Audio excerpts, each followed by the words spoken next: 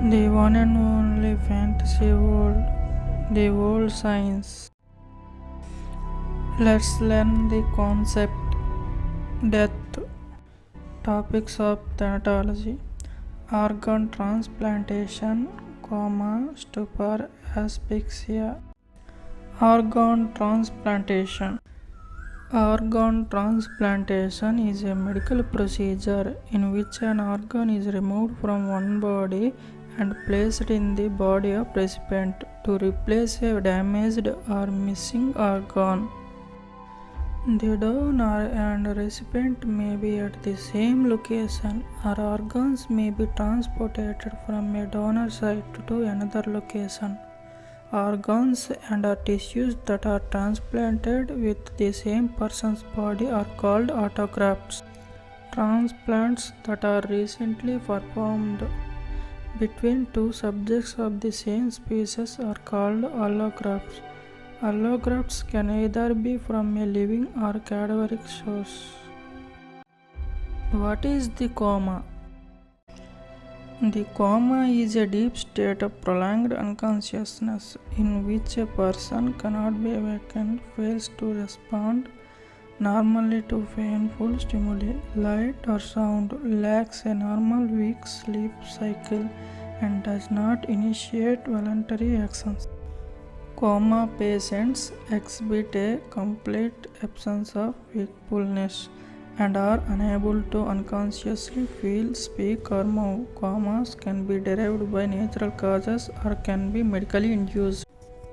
What is the stupor? Stupor is the lack of critical mental function and a level of consciousness wherein an affected person is almost entirely unresponsive and only responds to intense stimuli such as pain.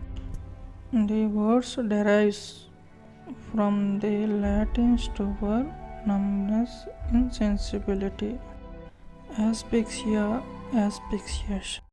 Asphyxia or asphyxiation is a condition of deficient supply of oxygen to the body that arises from abnormal breathing.